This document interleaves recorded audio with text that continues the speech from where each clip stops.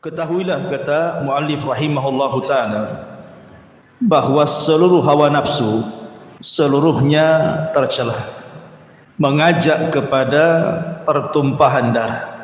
Dan yang paling buruk dan yang paling kufur adalah kelompok Rafidhah, kemudian Mu'tazilah dan juga Jahmiyah.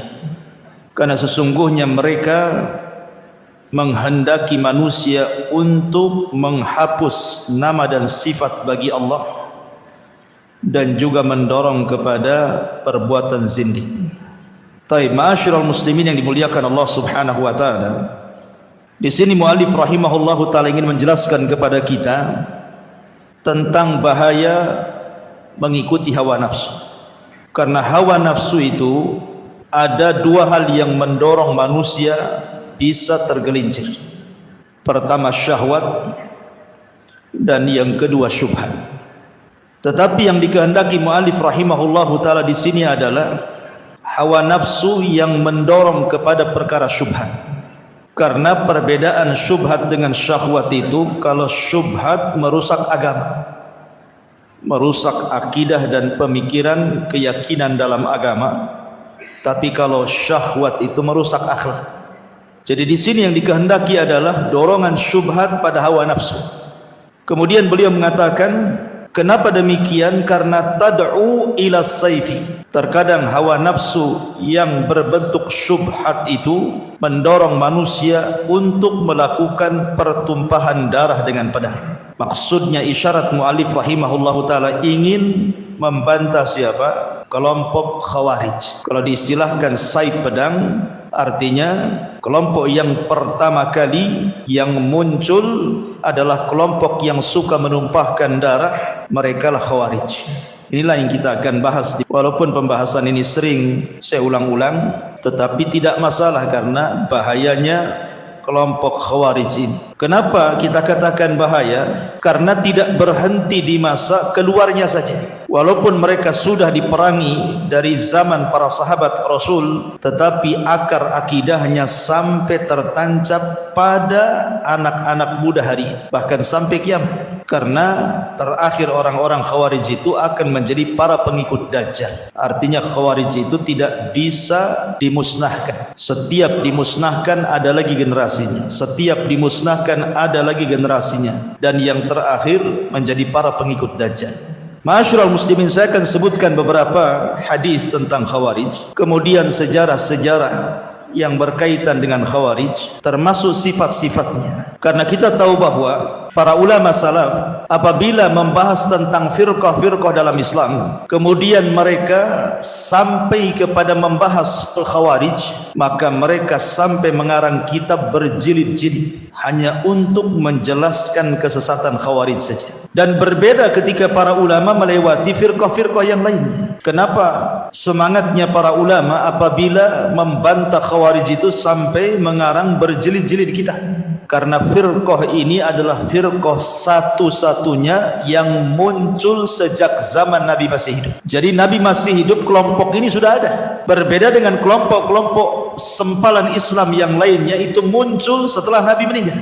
Tapi satu-satunya kelompok yang muncul di masa Rasulullah adalah kelompok Khawarij. Lebih daripada itu, tidak ada satupun kelompok sempalan yang sesat dalam Islam yang diriwayatkan begitu banyak kabarnya melebihi Khawarij. Hadis-hadis tentang Khawarij itu mencapai hampir 20 lebih hadis, dan semuanya sahih, menceritakan tentang sifat-sifatnya. Berbeda dengan firqah-firqah yang lain, tidak disyaratkan, kecuali mungkin Qadariyah lah. Rasul pernah mengatakan bahwa Qadariyah itu majusinya umat ini. Tetapi hadis-hadis seputar Khawarij ini banyak sekali, menunjukkan bahwa banyaknya hadis yang menceritakan tentang bahaya Khawarij dari lisan Rasul karena bahayanya kelompok ini. Ma'asyiral muslimin yang dimuliakan Allah Subhanahu wa taala. Hadis yang pertama, hadis dari Abi Sa'id Al-Khudri radhiyallahu anhu. Beliau menceritakan, ba'atha Ali bin Abi Talib ila Rasulillah sallallahu alaihi wasallam minal Yamani bi Dhuhaibati fi adimin maqrudin lam tuhassal min turabiha. Suatu ketika Ali radhiyallahu an pernah mengirim batangan-batangan emas kepada Nabi SAW dengan wadah dari kulit yang disepuh dengan daun, dan emas itu belum dibersihkan dari tanah tambangnya. Kemudian dikatakan faqasamaha baina arba'ati nafar, maka beliau SAW membagi ke 4 orang saja. Yang pertama kepada Uyainah ibn Hisni, yang kedua kepada Aqra ibn Habis, yang ketiga kepada Zaid al-Khail, dan yang keempat kepada Al-Qamah ibnu Ulafah. Tiba-tiba kemudian seorang bangkit dan bicara di hadapan Rasul dan mengatakan, kunna nahnu ahaqqu bihadza min haula. Rasul, harusnya kami yang berhak mendapatkan emas itu dibandingkan mereka-mereka ini. Kemudian Nabi SAW membantah mereka dengan mengatakan, ala ta'manuni wa ana aminun man fis sama, ya'tini khabarus sama sabahan wa masa'an. Maka Nabi SAW mengatakan, apakah kalian akan mencelaku? Padahal aku adalah manusia kepercayaan zat yang berada di atas sana. Padahal wahyu dari langit datang kepadaku siang dan malam. Tiba-tiba kemudian berdirilah seseorang, rajulun ghairul ainaini musriful wajnataini nasijul jabhataini kathulihyataini makhluqur ra'si musyammarul izah. Lihat ciri-cirinya orang ini. Tiba-tiba kemudian berdiri seorang laki-laki yang matanya cekung, pipinya menonjol, dahinya ke depan, janggutnya lebat, kepalanya gundul, dan sarungnya tersampir, artinya terikat. Kemudian dia mengatakan, ya Rasulullah, ittaqillah. Rasul, bertakwalah kau kepada Allah. Orang ini menasihati Rasul gara-gara Rasul membagikan harta-harta itu kepada 4 orang ini dan mengatakan, Rasul, bertakwa kau kepada Allah. Lihat bagaimana sifat orang yang mencela Nabi ini. Ini bukan sifat orang biasa. Artinya ini sifat ahli ibadah. Matanya cekung karena tidak pernah tidur di tengah malam, suka menangis, ya. Kemudian juga dahinya berbekas karena setiap hari sujud dia, janggutnya lebat. Artinya ini sifat-sifat ahli ibadah ini, bukan orang biasa yang menegur Nabi ini. Dia mengatakan, ittaqillah, bertakwalah kau kepada Allah. Kemudian dikatakan, wailaka awalastu ahaqqu ahlil ardi an yattaqillah. Kata Nabi SAW, celaka engkau, bukankah aku penduduk bumi yang paling bertakwa kepada Allah subhanahu wa ta'ala. Dalam riwayat bahwa yang menegur Nabi SAW itu adalah seorang laki-laki yang namanya Dzul Khuwaisirah. Siapa namanya? Dzul Khuwaisirah. Dzul Khuwaisirah ini ada 2, ya. Ada Dzul Khuwaisirah al-Yamani, orang Yaman. Itu orang Badui yang pernah kencing di masjid. Jadi zaman itu ada orang Badui namanya Dzul Khuwaisirah, masuk ke masjid, kencing pula dia di masjid. Kemudian sahabat marah, tapi Rasul mengatakan, da'u, biarkan dia kencing dulu. Kemudian sahabat pergi, Rasul mendekati Dzul Khuwaisirah ini, al-Yamani ini, kemudian menasihati, oh, masjid ini bukan tempat kencing, tapi tempat solat, tempat zikir dan baca Quran. Saking lembutnya Rasul menasihati Dzul Khuwaisirah ini, Dzul Khuwaisirah ini tertarik dengan Rasul dan mendoakan, Allahumma arhamni wa Muhammadan wa la tarham minhum ahada. Semoga Allah merahmati aku dan Muhammad saja, dan Allah tidak merahmati mereka-mereka, maksudnya para sahabat yang melotot kepada aku, katanya. Ini Dzul Khuwaisirah yang kencing di masjid, namanya Dzul Khuwaisirah al-Yamani. Tapi yang dimaksud Dzul Khuwaisirah ini, yang kurang ngajar kepada Rasul ini, dia adalah namanya Khurqus ibnu Zuhair ibnu Sa'din At-Tamimi. Saya ulangi, Khurqus ibn Zuhair ibn Sa'ad At-Tamimi. Inilah yang kemudian mendatangi Nabi SAW, tiba-tiba mengatakan, i'dil ya Muhammad, adil kau wahai Muhammad, jangan begitu pembagiannya, kan kami yang memenangkan perang dalam Hunain, kenapa mereka yang dapat, gitu maksud. Maka Nabi SAW marah dan mengatakan, illam a'dil faman ya'dil, kalau aku tidak adil, lalu siapa manusia yang lebih adil dariku, kata Nabi SAW. Artinya bahwa orang ini pertama mencela agama Nabi, yang kedua mencela kealiman Nabi, seolah-olah Nabi jahil, yang ketiga orang ini talabud dunia, menghendaki dunia. Nanti tiga ciri ini akan menjadi ciri Khawarij. Karena ketika itu orang ini pergi, Nabi SAW mengatakan, min di'di hadzal rajul, kata Rasul, dari punggung orang ini akan muncul orang-orang yang semisal dia. Akan muncul orang yang semisal dia. Qaumun yatsluna kitab Allah, sebuah kaum yang mereka membaca Al-Quran ratban la yujawizu hanajirahum, tetapi bacaan Qur'annya tidak sampai di tenggorokan mereka. Yamrukuna minad din, mereka melesat dari agama. Kama yamrukus sahmu minar ramiyah, seperti anak panah melesat dari busurnya. La in adraktuhum la aqtulannahum qatla Tsamud, kalau aku mendapati mereka, aku perangi mereka seperti Allah mengadab kaum Tsamud. Ya. Lihat di sini menunjukkan bahwa cikal bakalnya orang-orang Khawarij itu sudah ada di zaman Nabi. Dari siapa? Dari Khurqus ibn Zuhair ibn Sa'ad At-Tamimi, atau dikenal dengan Dzul Khuwaisirah. Inilah pengasas pertama firqah Khawarij di zaman Nabi. Ma'asyiral muslimin yang dimuliakan Allah Subhanahu wa taala, sedikit saya jelaskan. Orang-orang musyrik Arab, orang-orang musyrik Quraisy di zaman periode Mekah, kita tahu bahwa permusuhan mereka kepada Nabi SAW luar biasa. Mereka membuat makar hampir setiap hari kepada Rasul dan para sahabat. Dan itu dijelaskan dalam Al-Quran, wa idh yamkuru bika alladhina kafaru liyuthbituka aw yaqtuluka aw yukhrijuk. Ketika orang-orang kafir membuat makar kepadamu wahai Muhammad untuk menangkap dan memenjarakan kamu, untuk mengusirmu, untuk membunuhmu. Jadi setiap hari mereka mengintai Rasul dan para sahabat untuk menyakiti mereka.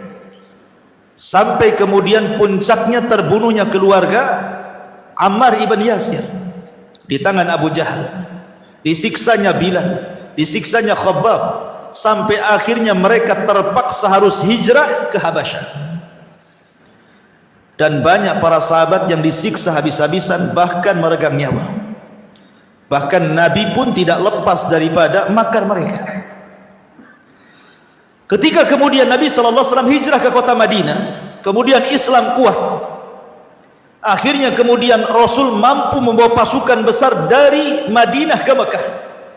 Terjadilah sebuah kemenangan besar yang kemudian Allah gambarkan dalam Al-Quran, idza jaa nasrullahi wal fath, apabila datang kemenangan dan pembebasan kota Mekah. Mekah dikuasai Nabi. Kemudian ketika orang-orang yang pernah memusuhi Rasul itu sudah tidak bisa apa-apa, tidak berdaya, mereka berada dalam haram, kemudian dikepung, Nabi SAW sempat melihat wajah-wajah orang-orang yang dulu pernah menyakitinya, memeranginya, menyakiti para sahabatnya. Nampak wajah-wajah itu. Tapi subhanallah, Nabi adalah Nabi rahmah, Nabi yang penuh dengan kasih sayang. tiba-tiba Nabi SAW mengatakan, idhabu fa antumut tulaqa, pergi kalian sudah kumaafkan. Lihat, Nabi SAW padahal melihat wajah-wajah orang-orang yang pernah menyakitinya, tapi Rasul mengatakan, idhabu wa antumut tulaqa, pergi kalian sudah kumaafkan. Tapi lihat bagaimana Rasul ketika bicara soal Khawarij. Rasul memaafkan orang-orang musyrik kan? Bahkan Rasul mengatakan, pergi kalian sudah kumaafkan. Jelas-jelas mereka orang musyrik, menyerang Rasul di berbagai macam peperangan, menyakiti para sahabat, tapi ujung-ujungnya Rasul mengatakan, pergi kalian kumaafkan. Lihat sikap Rasul kepada orang Khawarij. Nabi SAW mengatakan, tuba liman qatalahum wa qatalu yad'una ila kitabillah wa laysa fi syai'in man qatalahum kana aula billahi minhum. Kata Nabi SAW, beruntunglah orang-orang yang membunuh mereka, yang menyerang dan memerangi mereka. Rasul katakan, beruntunglah orang-orang yang memerangi mereka orang Khawarij, dan orang-orang yang dibunuh orang Khawarij. Kemudian kata Rasulullah, karena orang Khawarij itu mereka menyeru manusia kepada kitab Allah, padahal sama sekali mereka tidak paham dengan kitab Allah. Maka barang siapa yang menyerang dan memerangi mereka, itu lebih utama di hadapan Allah dibandingkan mereka. Bahkan dengan tegas Rasul SAW mengatakan apa? La in ana adraktuhum la aqtulannahum qatla adi. Kalau seandainya kudapati mereka dimanapun mereka berada, kata Rasulullah, kuperangi mereka seperti Allah menghancurkan kaum Ad. Apa kabar kaum Ad? Ad dihancurkan, tidak ada satu pun umat Ad yang disisakan di bumi. Bahkan Rasulullah SAW menjanjikan pahala. Kata Nabi SAW, la in laqitumuhu faqtuluhum fa inna fi qatlihim ajran liman qatalahum indallahi yaumal qiyamah. Siapapun yang mendapati mereka, kata Rasulullah, perangi mereka, karena dalam memerangi mereka terdapat pahala di sisi Allah pada hari kiamat. Lihat bagaimana perlakuan Rasul yang berbeda kepada orang musyrik yang sudah menyerah, yang sudah kalah. Rasul mengatakan, idhabu fa antumut tulaqa, pergi kalian kumaafkan. Tapi ketika menghadapi orang Khawarij, kata Rasulullah, kalau kudapati mereka dimanapun mereka berada, kuperangi mereka seperti Allah mengadab kaum Ad dan kaum Samud. Dahsyatnya Rasul kepada orang Khawarij kan? Rasul tidak memaafkan mereka. Kenapa mereka tidak dimaafkan oleh Rasul? Karena Rasul yang mengatakan, yaqtuluna ahlal Islam wa yada'una ahlal awthan. Karena mereka suka menyerang umat Islam dan membiarkan para penyembah berhala. Mereka musuh dari dalam masalahnya. Bahaya. Maka saking bahayanya Rasul SAW tidak pernah memaafkan orang-orang Khawarij. Ma'asyiral muslimin yang dimuliakan Allah Azza wa Jalla. Kemudian juga hadis yang lain dari Abu Sa'id Al-Khudri radhiyallahu anhu, ketika beliau ditanya soal Haruriyah. Haruriyah itu diambil dari kata Harura. Harura itu satu tempat desa yang ada di ujung Kufah. Disitulah berdiri organisasi Khawarij di Harura. Jadi Abu Sa'id Al-Khudri ditanya tentang Haruriyah. Maka kemudian beliau menjawab, aku tidak tahu tentang Haruriyah, tetapi kata Abu Sa'id Al-Khudri, aku pernah mendengar Rasul bersabda. Apa sabdanya? Yakhruju fi hadhil ummati wa lam yakul minha qaumun tahkiruna salatakum ma'a salatihim yaqra'una al-Qur'an la yujawizu huluqahum aw hanajirahum yamruquna minad din muruqas sahmi minar ramiyah. Akan keluar dari umat ini, beliau tidak mengatakan di antaranya satu kaum yang kalian menganggap remeh solat kalian dibandingkan solat mereka, bacaan Quran mereka dibandingkan bacaan Quran kalian, tetapi mereka membaca Quran tidak melewati kerongkongan mereka, dan mereka keluar dari agama bagaikan anak panah melesat dari busurnya. Menunjukkan, lihat bagaimana orang-orang Khawarij ini nampaknya mereka ahli ibadah. Solatnya lebih hebat dibandingkan solat kita, puasanya lebih hebat dibandingkan puasa kita, baca Qurannya lebih hebat dibandingkan baca Quran kita. Tapi Rasul mereka mengatakan mereka keluar dari agama seperti anak panah melesat dari busurnya. Seolah-olah apa? Merusak citra Islam. Ya. Karena bahayanya orang-orang Khawarij itu, karena seolah-olah mereka sedang menghiasi Islam, padahal mereka sedang merusak Islam. Karena zahirnya mereka baik, tetapi akidahnya rusak. Akidahnya rusak sampai-sampai Rasul mengatakan melesat dari agama seperti melesat anak panah dari busurnya.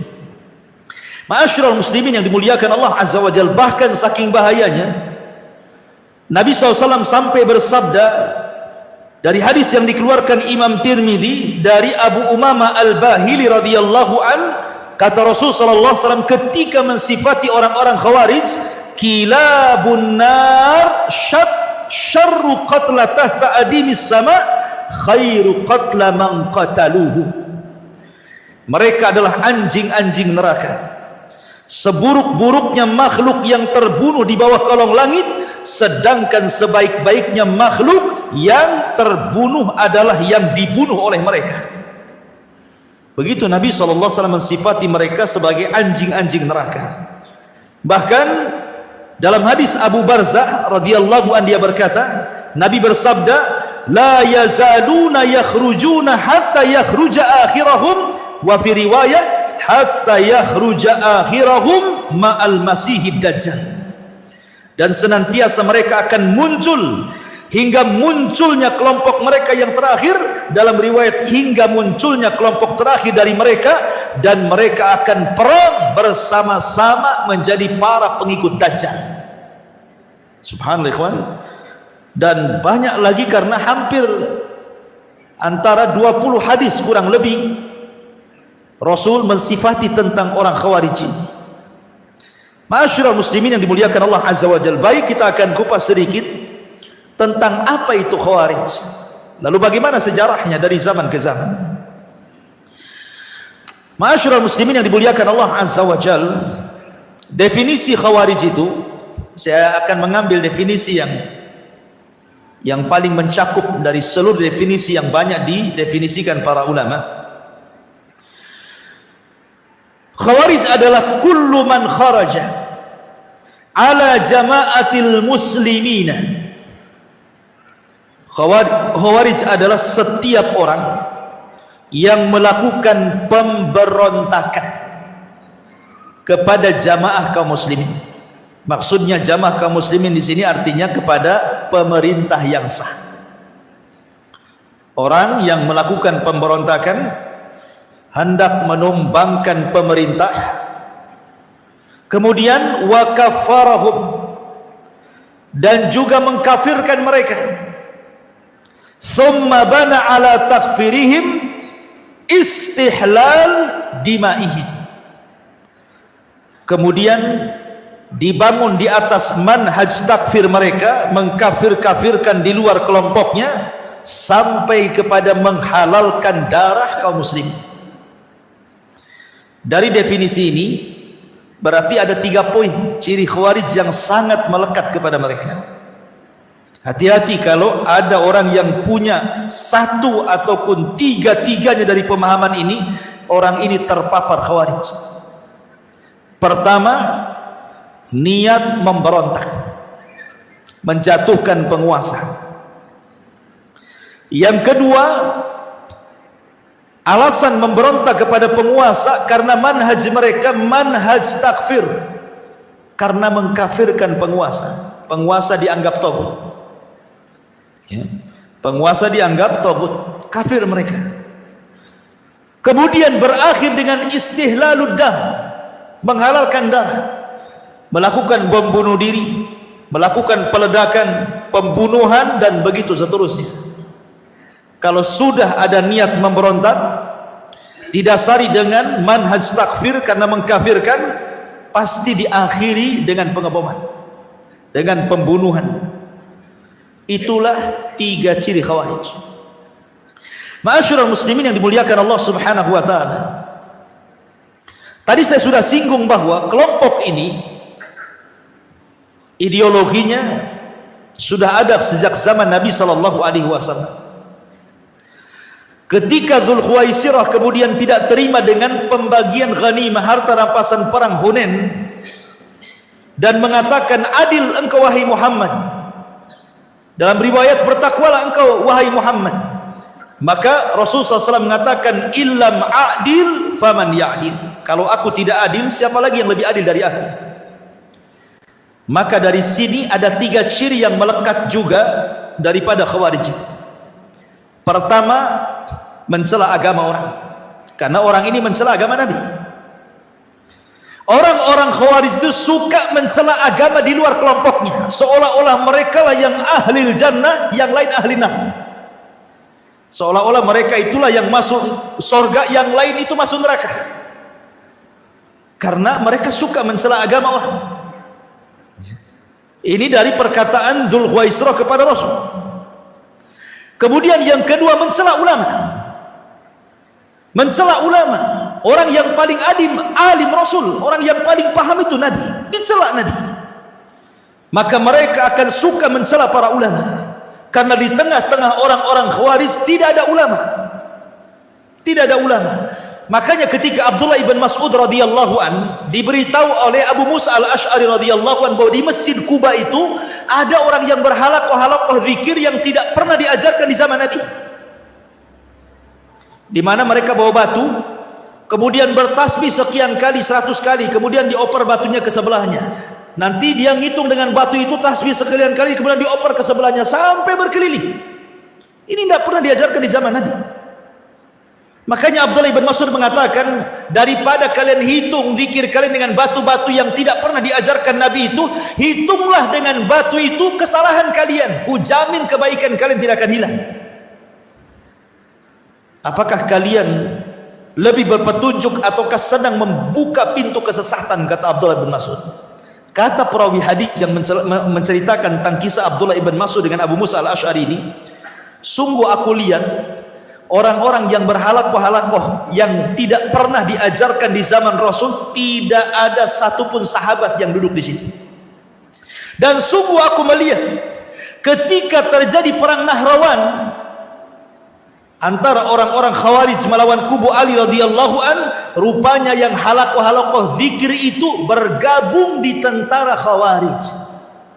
Ya, kata Imam Al-Barbahari rahimahullahu taala, lihat, terkadang bid'ah itu awalnya kecil kemudian menjadi besar. Awalnya hanya zikir, jadi perang, menumpahkan darah. Ya. Menunjukkan ketika rawi riwayat ini mengatakan, aku tidak melihat ada satupun sahabat yang ada pada mereka, karena memang mereka tidak ada ulama, dan mereka justru mencela ulama. Mereka mencela ulama. Kemudian yang ketiga, dari kisah Dzulkhuwaisirah ini, Dzulkhuwaisirah ini cemburu gara-gara Nabi SAW membagi-bagikan harta ghanimah Hunain lebih banyak diberikan kepada muhajirin dibandingkan ansar.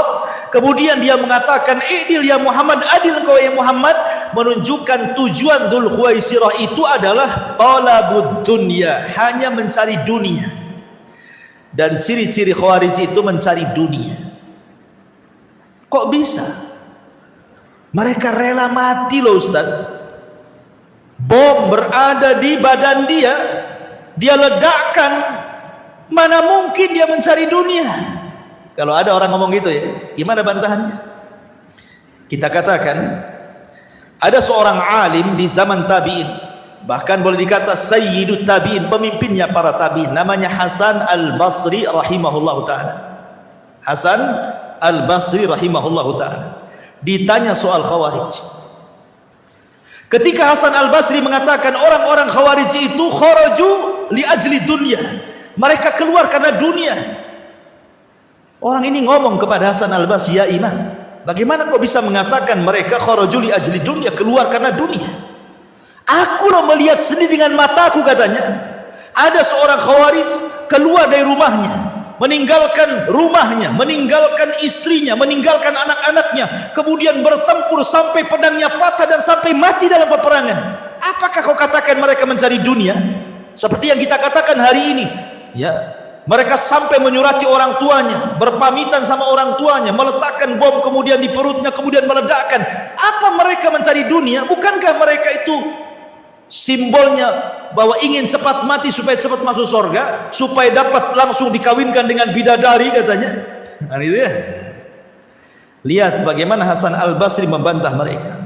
Saya katakan, kata Hasan Al-Basri kepada kalian, amana'akum al-imamus salata, amana'akum al-imamu al-hajja, amana'akum al-imamu as-siyama, amana'akum al-imamu al-ibadat.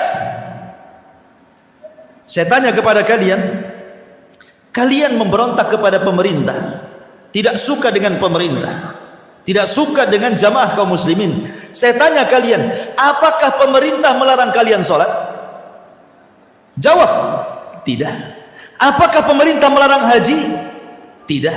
Apakah pemerintah melarang kalian puasa? Tidak juga. Apakah pemerintah melarang ibadah-ibadah yang lainnya yang merupakan syiar-syiar Islam seperti azan, id dan yang lainnya? Tidak. Kemudian Hasan Al-Basri, artinya sorga di hadapan kalian.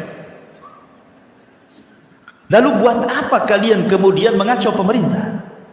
Kalau pemerintah tidak melarang sholat, tidak melarang zakat, tidak melarang puasa, tidak melarang ibadah, bukankah kita hidup untuk ini?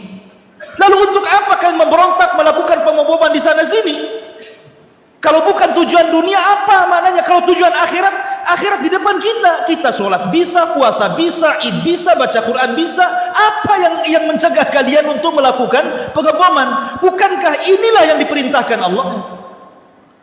Dari sini menunjukkan bahwa sifat orang-orang Khawarij itu sedikit-sedikit karena mereka bicara tentang tahkim. Menurut mereka itu bahwa syariat Islam itu hanya berkisar soal urusan hakimiyah, soal urusan pemimpin yang tidak melakukan hukum Allah itu saja. Mereka menganggap bahwa kalau pemimpin itu tidak menerapkan hukum potong tangan, hukum rajam, hukum cambuk, berarti pemimpin itu tauhid. Orang Khawarij itu kemana-mana kalau bahas tuh ngalor ngidul, ujung-ujungnya ke situ. Ujung-ujungnya bicara soal pemimpin yang tidak menegakkan syariat Islam. Maksudnya syariat Islam itu menurut orang-orang Khawarij bukan yang dimaksud kita. Syariat Islam menurut mereka itu maksudnya hanya bicara soal hukum hudud, ya, soal hukum potong tangan, soal rajam, soal cambuk, itu saja yang 3 lembar dalam kitab fikih itu. Sementara syariat Islam itu kan banyak, termasuk keamanan negara itu syariat Islam. Ketika kalian mengacaukan sebuah negara, kalian tidak sedang menjalankan syariat Islam. Sholat syariat Islam, puasa syariat Islam, menjaga darah kaum muslimin syariat Islam. Kalian justru membunuh darah kaum muslimin. Syariat Islam itu mencakup semuanya, bukan hanya sebatas hukum hudud, ya. Ma'asyiral muslimin yang dimuliakan Allah Subhanahu wa taala, maka dari sini kita tahu bahwa sebenarnya mereka itu sedang mencari dunia, bukan mencari akhirat. Ini penegasan daripada siapa? Hasan Al-Basri. Dan kaidah Hasan Al-Basri ini umum kepada semua, bukan hanya orang Khawarij saja. Terkadang umpamanya dalam sebuah yayasan yang bergerak dalam dakwah, ada orang-orang yang kemudian direkrut sama yayasan dakwah, suruh jadi pengurus, jadi ini. Lama-lama dia pula memberontak, mengusir orang lamanya, dia pula yang menguasai di situ. Kalau bukan karena urusan dunia, urusan apa? Dia sudah tinggal di situ, anaknya di situ, dia pun bisa dakwah di situ, dia tenang di situ kan? Tiba-tiba diambil alih. Kalau bukan urusan dunia, urusan apa? Kecuali kalau umpamanya ini dan nggak beres nih, sesat nih ketua yayasan nih, ini jadi Khawarij ini, lain ceritanya. Ma'asyiral muslimin, ini kaidah semuanya masuk. Ke masalah masjid, ke masalah yayasan, ke masalah semua masuk. Ma'asyiral muslimin yang dimuliakan Allah Azza wa Jalla. Baik, kita masuk ke pembahasan lain. Ma'asyiral muslimin, sedikit kita akan bicara tentang sejarah munculnya Khawarij dalam bentuk jamaah. Kalau di zaman Rasul kan dalam bentuk individu, ya, individu namanya Dzul Khuwaisirah. Tapi dalam bentuk kelompok itu terjadi di zaman siapa? Utsman ibn Affan. Di zaman Utsman ibn Affan itu ada seorang laki-laki namanya Abdullah ibn Saba. Abdullah ibn Saba al-Himyari al-Yamani as-San'ani, orang Yahudi yang pura-pura masuk Islam di zaman Utsman. Dialah yang kemudian menjadi provokator utama terbentuknya firqah Khawarij dalam bentuk jamaah. Dia karena tidak bisa mempengaruhi orang Hijaz, maksudnya Hijaz itu Mekah dan Madinah, maka dia berangkat ke Mesir, berangkat ke Syam, ke Kufah, ke Basrah, mulai membuat fitnah tentang Utsman ibn Affan, mulai mengkritik tentang Utsman ibn Affan. Lah akhirnya kemudian berhasil dia, sampai akhirnya ribuan anak-anak muda mereka terpengaruh dengan pemahamannya Abdullah ibn Saba ini. Akhirnya kemudian mereka bergerak tepat di bulan Dzulhijjah, tepat di bulan Dzulhijjah saat para sahabat yang ada di kota Madinah sedang haji ke Mekah, mereka datang. Utsman ibn Affan radhiyallahu an ketika mendengar ada pergerakan anak-anak muda yang hendak mendemo dirinya, maka kemudian Utsman mengutus dua sahabat, Muhammad ibn Maslamah dan Jabir ibn Abdullah radhiyallahu an. Coba tanyakan maunya apa orang-orang itu. Maka berangkatlah Muhammad ibn Maslamah dan Jabir ibn Abdullah menghadang mereka. Rupanya kemudian ditemuilah pimpinan mereka. Subhanallah, pimpinan orang-orang Khawarij ini, orang-orang yang hendak memberontak kepada Utsman ibn Affan ini, di lehernya menggantungkan mushaf. Jadi mushafnya itu digantungkan di lehernya. Kemudian Muhammad ibn Maslamah mulai dialog dan mengatakan, ada apa kalian datang jauh-jauh dari Mesir, dari Kufah, dari Basrah, kalian hendak datang kepada Amirul Mukminin Utsman ibn Affan dan hendak kemudian menyerang beliau. Ada apa dengan kalian? Ngapain kalian bawa pasukan sebanyak ini untuk mengepung istana? Ya. Maka kemudian pemimpin mereka mengatakan, inna hadza, sambil memegang mushaf ini, inna hadza amara an nadriba bihadza kullu man lam yu'min bihadza. Sesungguhnya ini maksudnya Al-Quran telah memerintahkan kami untuk membunuh, maksudnya Utsman bin Affan, karena dia tidak pernah beriman dengan Al-Quran, katanya. Kurang ajar ya. Maka Muhammad ibn Maslamah mengatakan, demi Allah, saya dan Utsman, maksudnya Utsman bin Affan radhiyallahu an, pernah berperang karena membela yang kalian gantung di leher Al-Quran di zaman Nabi SAW. Jadi setelah kemudian Utsman ibn Affan radhiyallahu an mengutus Muhammad ibn Maslamah dan Jabir bin Abdullah dan sudah mengetahui maksud kedatangan rombongan anak-anak muda yang jumlahnya cukup banyak, ribuan. Akhirnya kemudian Utsman mendengar bahwa ada riak-riak isu yang dihembuskan oleh anak-anak muda orang-orang Khawarij ini, bahwa Ali radhiyallahu an siap dibaiat untuk dirinya dalam rangka membatalkan baiat kepada Utsman untuk berbaiat kepada Ali. Jadi tujuan mereka datang kepada Utsman untuk mencabut kekuasaan Utsman dan menggantikan Utsman dengan Ali. Itu tujuannya. Tentu tidak mungkin Ali melakukan seperti itu. Ini kan siasat namanya. Karena menumbangkan satu pemimpin harus ada penggantinya. Kan harus ditonjolkan penggantinya, kan siapa? Oh, ini nggak benar nih presidennya, turun. Lah siapa gantinya? Kan harus ada gantinya. Jadi mereka itu hanya membuat isu saja bahwa Ali siap dibaiat. Padahal mereka hendak tidak membaiat Ali, karena buktinya nanti ketika Ali jadi khilafah pun mereka berontak juga. Kan gitu ya. Di zaman Ali pun mereka berontak. Jadi akhirnya Utsman ibn Affan radhiyallahu an memanggil Ali radhiyallahu an. Dipanggil sama Utsman Ali. Kemudian dikatakan, ya Ali, apakah benar isu-isu di luar itu? Kata Ali, tidak benar. Aku tidak hendak merobohkan kekuasaan, apalagi saya hendak menyuruh manusia untuk membaiat diriku. Kalau begitu, kata Utsman, temui orang-orang itu, katakan bahwa itu tidak benar. Akhirnya Ali keluar. Kemudian Ali radhiyallahu an keluar, kemudian mulai berdialog dengan orang-orang Khawarij. Kata Ali radhiyallahu an, apa maksud kalian datang jauh-jauh dari Mesir, dari Kufah, dari Basra, hendak demonstrasi kepada Utsman ibn Affan? Tahukah kalian siapa Utsman? Utsman itu menantu Nabi. 2 putri Nabi dinikahi dia. Akhirnya kemudian mereka mengatakan di hadapan Ali radhiyallahu an, karena ada 5 perkara yang ingin kami tanyakan kepada Utsman. Kata Ali radhiyallahu an, sebelum kalian tanyakan kepada Utsman, sebutkan 5 perkara itu kepada. Kemudian mereka mengatakan, yang pertama, saya mendengar bahwa Utsman itu atammas salata fi Makkah. Dia menyempurnakan solat di Mekah yang harusnya dikosor. Kan Utsman tinggal di Madinah. Kalau ke Mekah itu safar. Harusnya dia mengkosor, bukan menyempurnakan. Ini satu. Kata Ali, yang kedua apa? Yang kedua, hamal himah. Saya dengar Utsman itu punya peternakan unta yang tidak boleh siapapun mendekatinya. Untuk apa itu peternakan unta itu? Untuk memperkaya dia? Kemudian kata Ali, baik, yang ketiga. Yang ketiga, kharaqal mushaf. Lebih parah lagi, saya dengar Utsman membakar mushaf. Mushaf dibakar dia. Bagaimana mungkin dia membakar mushaf? Taib, kata Ali, yang keempat. Yang keempat, walla qarabatahu. Dia menjadikan para pemimpin-pemimpin di daerah itu keluarga dia saja. Apa bahasanya? Nepotisme. Kemudian kata Ali, yang kelima apa?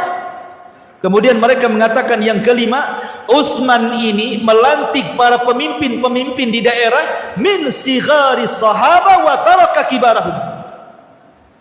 Hanya melantik orang-orang sahabat-sahabat senior, sahabat-sahabat junior, dan meninggalkan sahabat-sahabat senior. Kan yang senior banyak, sahabat-sahabat kibar, kenapa dia melantik yang muda-muda? Baik, kata Ali radhiyallahu an.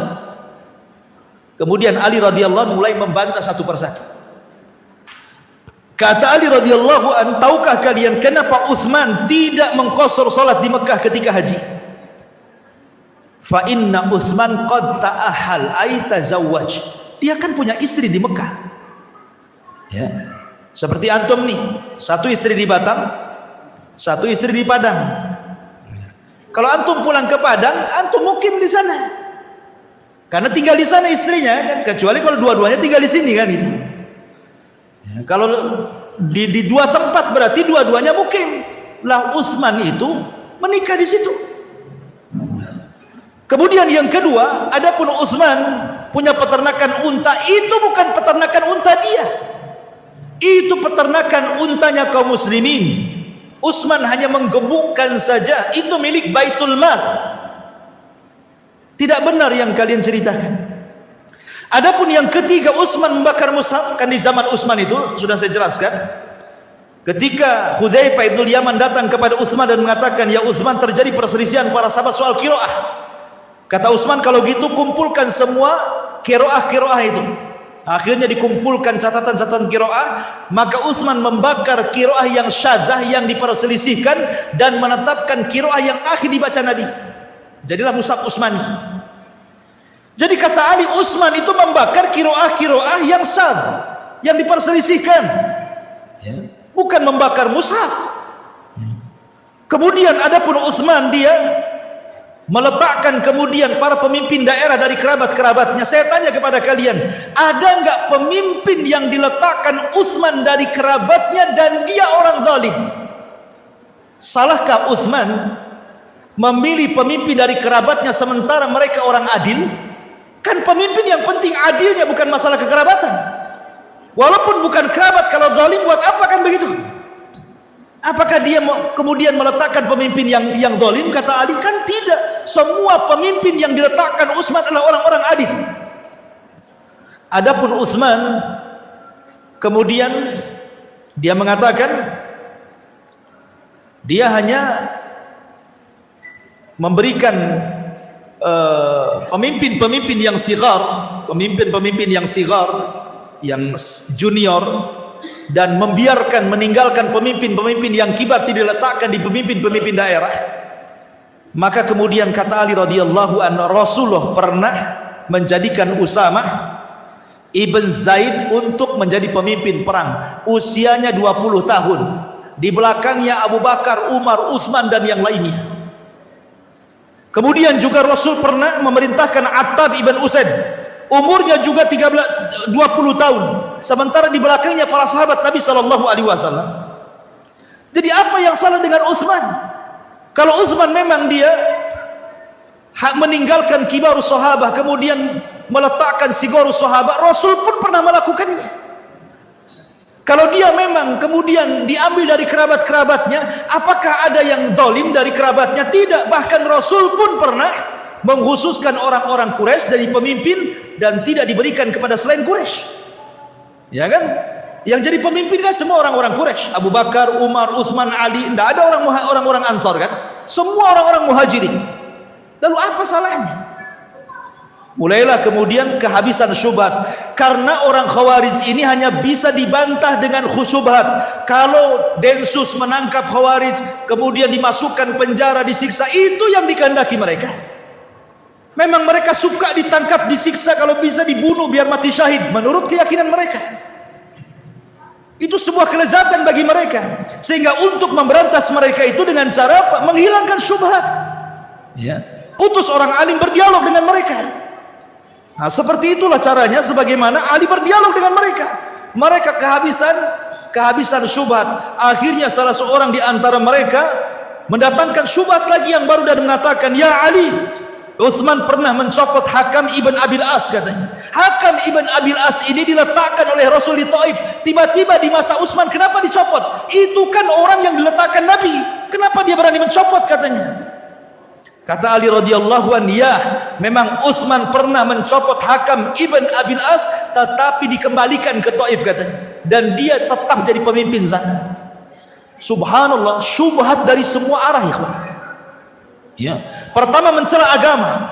Utsman mencela salat, kan mencela agama namanya. Ya. Kemudian mencela kerajaan. Bahwa Utsman ini nggak becus mengurus kerajaan, mengurus negara ini nggak becus ya. Masa kerabatnya ini mulai dianggap nggak becus tuh. Ya. Kemudian juga masalah apa? Masalah mushaf lagi. Jadi Utsman itu diserang dari semua segi gitulah. Dan memang begitu biasanya orang-orang yang menjatuhkan pemerintah itu, dia harus punya syubhat yang banyak. Nah, kalau nggak punya syubhat yang banyak nanti ditanya, ngapain kau demo mau meruntuhkan penguasa? Ada apa dengan penguasa, kan gitu? Bingung dia. Oh, karena saya dibayar pakai nasi bungkus. Ah, lain ceritanya. Masa alasannya dibayar nasi bungkus? Kan harus jelas kan gitu ya alasannya ya. Lihat orang-orang Khawarij ini alasannya macam-macam. Ya. Ma'asyiral muslimin yang dimuliakan Allah Azza wa Jalla. Akhirnya kemudian apa yang terjadi? Kemudian mereka pun dihadapkan kepada Utsman. Setelah mereka habis syubhatnya di hadapan Ali, akhirnya mereka dihadapkan kepada Utsman. Ali mengajak mereka, kalau begitu ayo kalian saya pertemukan dengan Utsman. Datang anak-anak muda ini, akhirnya berjumpa dengan Utsman bin Affan. Naik Utsman bin Affan ke atas mimbar. Utsman sudah tua, usianya 84 tahun, bayangkan. Sudah tua. Ya. Naik dia ke atas mimbar. Ya. Kemudian kata Utsman ibn Affan radhiyallahu an ingin menjelaskan kepada orang-orang Khawarij itu siapa dia dan kedudukannya di hadapan Nabi. Kata Utsman ibn Affan radhiyallahu, dia mengatakan, "Afikum Ali?" Ada Ali di sini? Kemudian Ali mengatakan, "Ya, saya di sini." "Afikum Talha?" Maksudnya Talha ibn Ubaidillah. Apakah di antara kalian ada Talha? Tiba-tiba mengatakan, "Saya Talha." Kemudian kata Utsman, "Afikum Sa'd bin Abi Waqqas?" Ada Sa'd bin Waqqas di sini. Oh, kata Sa'd, saya di sini. "Afikum Zubair?" Apakah ada Zubair? Kata Zubair, saya di sini. Ketika sudah lengkap, ini orang-orang yang mubasyiruna bil jannah ya. Orang-orang yang mendapatkan kabar gembira masuk surga yang disebut oleh Utsman ini. Kemudian Utsman mengatakan, "Saya bersaksi kepada kalian. Saya bersaksi kepada Allah kepada kalian." Ya. Tanyakan kepada orang-orang ini, maksudnya kepada Ali, kepada Talha, kepada Sa'ad bin Abi Waqqas, kepada Zubair. Tanyakan kepada orang-orang ini, mereka tahu semuanya. Nabi SAW sewaktu hidup pernah mengatakan, man ishtara bi'ra rumah falahul jannah. Siapa yang membeli sumur rumah, ketika itu para sahabat tidak ada air kecuali harus beli kepada orang Yahudi. Kemudian Rasul mengatakan setiap hari dimahalkan sama orang Yahudi itu air daripada sumur rumah itu. Akhirnya Rasul mengatakan, beli saja sumur itu. Kemudian Rasul mengatakan, siapa yang mau beli sumur rumah diberikan kepada kaum muslimin falahul jannah, ku jamin dia masuk surga. Kata Utsman, kalian tahu siapa yang membelinya? Bukan Ali, bukan Talha, bukan Zubair, bukan siapa-siapa. Saya yang membelinya. Ini bukan hendak riya, bukan. Biar mereka tahu, karena mereka hendak berbuat jahat. Maka Utsman mengingatkan siapa dirinya. Kemudian kata Utsman ibn Affan radhiyallahu anhu, bukankah Rasul pernah mengatakan siapa yang bisa membeli tanah ini yang dempet dengan Masjid Nabawi, maka dia dapat surga. Siapa yang membelinya? Aku yang membelinya. Kemudian aku serahkan untuk peluasan Masjid Nabawi. Kemudian ketika tentara Tabuk kesulitan, sampai-sampai Rasul mengatakan, man jahaja jaishal usra falahul jannah. Siapa yang bisa mendanai tentara kesulitan, maka bagi dia surga. Kata Utsman, aku yang mendanainya. Sampai-sampai dikatakan bahwa Tabuk itu milik Utsman semuanya, karena dia yang mendanainya. Artinya Utsman membeli surga dari Rasulullah sampai 3 kali. Setelah kalian tahu kedudukanku, apakah kalian akan menyerangku? Katanya. Maka akhirnya Utsman ibn Affan radhiyallahu anhu hanya mendoakan sebelum turun dari mimbar dan mengatakan, Allahumma gfirli waliman abahadani. Ya Allah, semoga Allah mengampuni diriku dan orang-orang yang hendak menghalalkan darahku. Kemudian Utsman menangis turun, semua orang menangis. Ma'asyiral muslimin yang dimuliakan Allah Subhanahu wa taala. Ketika kemudian selesai ini, mereka sadar. Orang-orang Khawarij ini mereka sadar bahwa keberadaan mereka, karena mereka masalahnya kan anak-anak muda. Mereka orang-orang yang tidak pernah hidup di masa sahabat, sehingga tidak tahu hakikat orang-orang sahabat-sahabat Rasul. Mereka tidak tahu keutamaan mereka, karena mereka orang-orang jauh, orang-orang yang dari Irak, yang dari Kufah, yang dari Mesir. Kan mereka nggak tahu anak-anak muda yang baru-baru itu.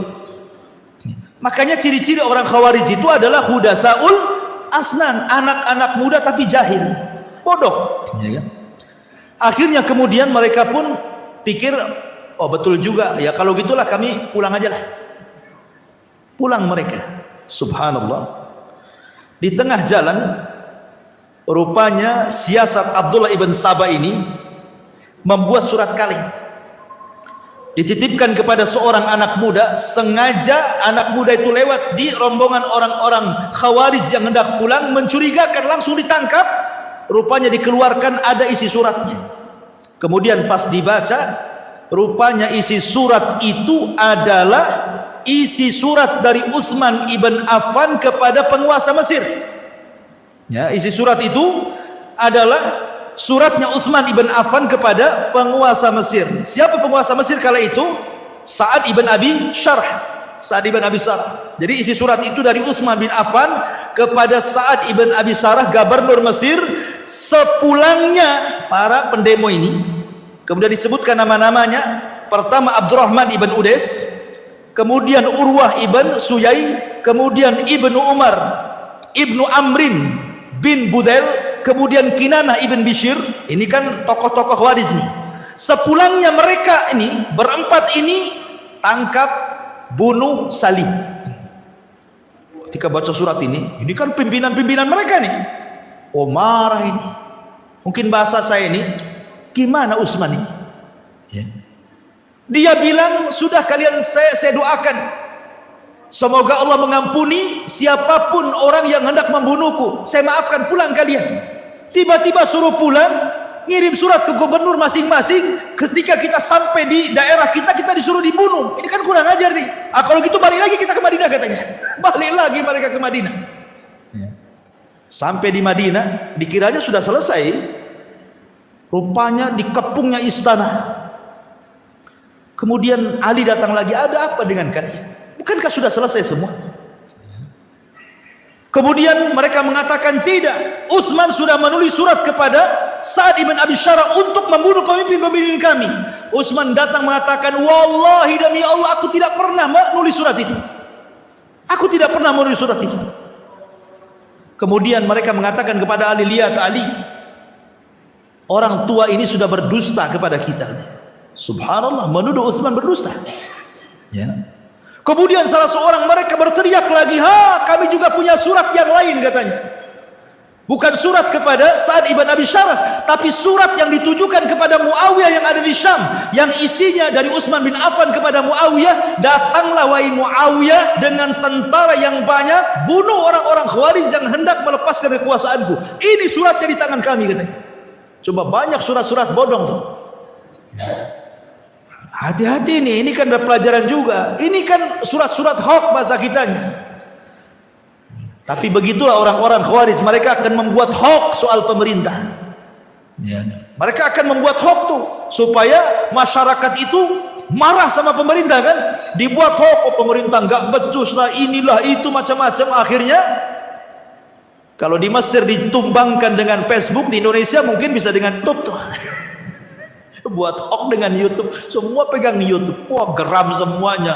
Ini pemerintah mau semuanya kan. Begitu memang orang-orang Khawarij. Ma'asyiral muslimin yang dimuliakan Allah Azza wa Jalla. Akhirnya ketika Utsman bersumpah, mereka juga tidak yakin, tidak percaya dengan sumpah, karena memang tujuannya ingin menumbangkan Utsman, sudah sakit hati mereka. Akhirnya ketika itu banyak para sahabat datang ke rumah Utsman. Ada Abu Hurairah, ada Hasan, ada Husain, ada Zubair, ada Tolha. Banyaklah para sahabat datang ke rumah Utsman dengan membawa pedang-pedang mereka dan siap menghadapi mereka. Tapi Utsman mengatakan, bersumpah demi Allah, sebaiknya sarungkan pedang-pedang kalian. Ini urusan aku dengan mereka. Ini urusanku dengan mereka. Pulang kalian. Saya tidak hendak menumpahkan darah siapapun ahlu Madinah di kota Madinah. Pulang. Abu Hurairah radhiyallahu sampai menangis. Akhirnya dia lempar pedangnya, menangis keluar dari rumah. Karena dia tidak bisa apa-apa, Utsman tidak mau dibela. Ya. Ketika di dalam rumah itu tidak ada sahabat satupun kecuali Utsman dan istrinya, mulailah orang-orang ini menakuti orang-orang kota Madinah. Bayangkan, karena ketika itu tentara tidak ada, sedang haji semua. Yang kedua, kekuatan tentara kaum muslim itu semua ada di Syam, ada di Gubernur Muawiyah sana kan, pusat kekuatan kaum muslimin kan di Syam. Ya, Madinah itu hanya ibu kota saja. Dan ketika itu kan di musim haji, orang sedang haji, di Madinah kosong, nggak ada orang. Sementara ini orang-orang Khawarij ribuan datang dari daerah-daerah gitu ya, sampai mengancam penduduk Madinah, sampai ketakutan. Siapa yang keluar dari rumahnya tidak aman, siapa yang tetap di rumahnya dia aman. Sampai semua ahli Madinah mengunci semua di rumah-rumah mereka. Rumah Utsman dikepung oleh orang-orang Khawarij. Akhirnya dibakar pintunya, masuklah orang Khawarij ke rumah Utsman ibn Affan radhiyallahu anhu. Ma'asyiral muslim, muliakan Allah Azza wa Jalla. Malam hari sebelum besoknya Utsman terbunuh, Utsman ibn Affan radhiyallahu anhu sempat bermimpi dalam mimpinya dia sedang berpuasa. Kemudian dia berjumpa dengan Rasul, Abu Bakar dan Umar dalam mimpinya. Kata Nabi SAW, ya Utsman, a'atosh, apakah engkau haus wahai Utsman? Kata Utsman, iya wahai Rasul. Atakhaf ya Utsman, apakah engkau takut wahai Utsman? Kata Utsman, iya wahai Rasulullah. Kalau begitu engkau besok berbuka denganku di sini. Kemudian Utsman terperanjat. Dia mimpi seperti itu, bahwa dia besok akan berbuka bersama Nabi. Maka dia pun terbangun. Rupanya orang-orang Khawarij sudah berhasil masuk ke dalam rumah. Ketika orang-orang Khawarij sudah masuk ke dalam rumah itu, rupanya ma'asyiral muslimin yang dimuliakan Allah Azza wa Jalla, ada seseorang yang tiba-tiba langsung memukul Utsman ibn Affan radhiyallahu an dengan gagang besinya, Kinanah ibn Bishr. Ketika itu Utsman mengatakan, la haula wala quwata illa billah, wallahi inni tawakkaltu ala Allah. Utsman ibn Affan radhiyallahu mengatakan, kalian itu sebenarnya hendak apa kemari? Mau kalian itu apa? Maka orang-orang mengatakan, kami hanya kemari untuk engkau memilih dua pilihan katanya. Pilihan yang pertama, turun dari kekuasaanmu. Pilihan yang kedua, darahmu. Kalau tidak kami bunuh. Kata Utsman ibn Affan radhiyallahu anhu, itu yang kalian kehendaki? Tidak. Nabi SAW pernah mengatakan kepadaku, ya Utsman, la'allallaha yuqammisuka, semoga Allah suatu ketika memasangkan qamis, maksudnya pakaian kepadamu. Barang siapa yang datang hendak mencopotnya, jangan kau copot. Artinya kinayah daripada bahwa engkau akan menjadi penguasa. Kalau ada orang yang datang hendak merobohkan kamu, jangan kau mau, gitu maksudnya. Rasul pernah bersabda kepadaku, kalau ada orang yang hendak mencopot dari kekuasaanku, kata Rasul, jangan mau, aku tidak akan lepaskan kekuasaanku, kata Utsman. Kemudian mereka mengatakan, oh kalau gitu kami bunuh engkau, katanya. Oh kalian mau membunuhku? Nabi SAW pernah bersabda, la yahillu damu mri'in muslim illa bi'ihda salafin, as-sayyibu zani, wa nafsu bin nafsi, kemudian wattariku lidini al-mufariq lil jamaah. Kata Utsman, ingat Rasul bersabda, tidak halal kalian menumpahkan darah siapapun kecuali karena 3 perkara. 1, karena seorang yang sudah menikah berzina. 2, karena dia pernah membunuh jiwa. 3, karena dia murtad. Demi Allah, ma zanaitu fi jahiliyatin wal Islam, aku tidak pernah berzina baik di zaman jahiliyah ataupun dalam Islam, dan aku tidak pernah membunuh jiwa tanpa hak dibenarkan, dan aku tidak pernah murtad sampai hari ini. Lalu apa hak kalian membunuhku? Jadi Utsman sempat berdialog tuh di tengah-tengah, hampir meregang nyawa. Tetapi mereka tidak mendengar ucapan Utsman ibn Affan radhiyallahu an. Tetap saja kemudian mereka pun akhirnya membunuh Utsman dengan cara sadis. Utsman dibunuh di bulan Dzulhijjah, bulan hurum, saat manusia sedang haji. Yang kedua, Utsman dibunuh ketika dia sedang berpuasa dan akan berbuka bersama Nabi. Ketiga, Utsman terbunuh sedang membaca Al-Quran, fasayakfikahumullahu wa huwas samiul alim. Subhanallah, ya kan? Utsman mati syahid. Ya. Ma'asyiral muslimin, ketika kemudian kematian Utsman ini tersebar ke banyak para sahabat, ada seorang sahabat ma'asyiral muslimin yang namanya Sa'ad ibn Abi Waqqas. Sa'ad bin Abi Waqqas. Sa'ad bin Abi Waqqas ini, ingat Sa'ad bin Abi Waqqas ini mustajabud doa, ya. Salah satu sahabat yang kalau berdoa mudah dikabulkan adalah Sa'ad bin Abi Waqqas. Itu mustajab doanya. Lah kebetulan Sa'ad bin Abi Waqqas itu tidak berada di Madinah ketika terbunuhnya Utsman itu. Dia di luar Madinah. Dia mendengar Utsman dibunuh, marah dia. Akhirnya dia hadapkan wajahnya ke kiblat. Kemudian tangannya diangkat ke langit dan mengatakan, ya Allah, semoga engkau melaknat mereka, dan saya meminta kepadamu ya Allah, siapapun yang terlibat dalam pembunuhan Utsman, agar kau wafatkan mereka di atas pedang. Sebagaimana mereka membunuh dengan pedang, jangan kau wafatkan mereka kecuali mereka wafat di atas pedang juga. Subhanallah, doanya Sa'ad bin Abi Waqqas itu mustajab. Tidak ada satupun Khawarij yang terlibat dalam pembunuhan Utsman kecuali matinya dibunuh. Sampai ada seorang Khawarij yang terlibat dalam pembunuhan Utsman ini, usianya sudah 40 tahun setelah kejadian itu, sampai hidup di masa Hajjaj ibn Yusuf. Hajjaj, maklum Hajjaj ini kan panglima sadis, ya. Hajjaj ini sedang berkhutbah, ya. Kemudian tiba-tiba ada orang tua, sudah tua renta. Tiba-tiba dia mengatakan, ya Hajjaj, ya, apakah engkau akan membunuhku? Tidakkah kau lihat aku ini orang yang sudah tua?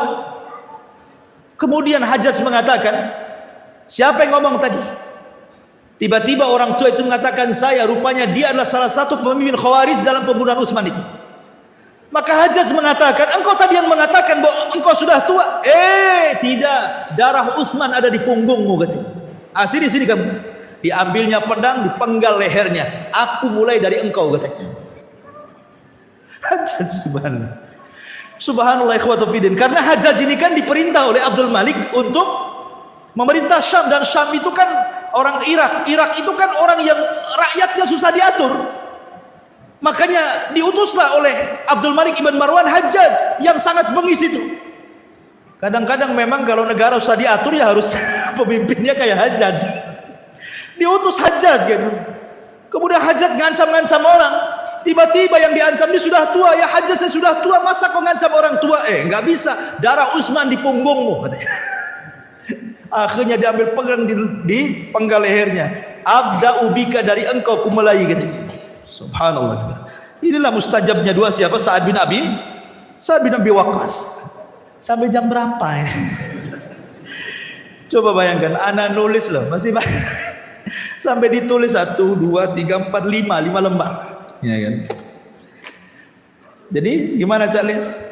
Sudah, kita bersambung aja lah ya. Sudah insya Allah ya. Insya Allah kita bersambung. Sebelum bersambung ada pertanyaan di sini. Satu pertanyaan saja ya. Bismillah, Ustaz mau bertanya, kalau ada sifat-sifat khusus yang kita temui di sekitar masyarakat kita, apa yang harus kita lakukan? Khawarij, sifat-sifat khawarij yang kita temui di masyarakat, apa yang harus kita lakukan? Ya kita nasihati. Ya. Kita nasihati. Kemudian bekerja sama dengan ya pimpinan masyarakat di situ, RT, RW dan yang lainnya kan itu ya. Gak perlu dengan kepolisian karena kan mereka bahaya. Mereka sangat bahaya. Dan tadi saya sudah jelaskan bahayanya sampai Rasul tidak memaafkan mereka. Ingat, tujuan mereka itu hanya darah. Tujuan mereka itu darah. Padahal Nabi SAW mengatakan, seandainya kalau ada orang datang ke Ka'bah bawa cangkul, bawa gada, palu, kemudian Ka'bah itu dihancurkan satu keping sampai rata dengan tanah, itu lebih ringan dosanya dibandingkan menumpahkan darah satu orang muslim. Lihat orang-orang yang melakukan pengeboman itu, tujuan mereka orang-orang kafir. Kenyataannya apa? Orang Islam yang mati. Dan lebih parah lagi, tidak ada adab jihadnya. Dalam Islam saja adab jihad, tidak boleh membunuh anak-anak, tidak boleh membunuh orang tua, tidak boleh membunuh wanita, tidak boleh merusak ya. Yang dibunuh tentara saja. Ini enggak semua rata. Perempuan yang lewat mati, anak yang lewat mati, orang tua mati, semua mati di sini. Enggak ada adabnya. Itu kalaupun terjadi dalam sebuah pertempuran yang jelas-jelas bertempur, ya kan? Mereka tidak sedang bertempur. Ini negara Islam. Mereka mau mengacau negara Islam. Keamanan itu nikmat yang paling besar. Kalau memang ada di masyarakat yang seperti ini, waspadai. Kalau perlu dinasihati, laporkan kepada RT, RW, lurah, polisian, ya. Karena ini sangat bahaya. Wallahu a'lam.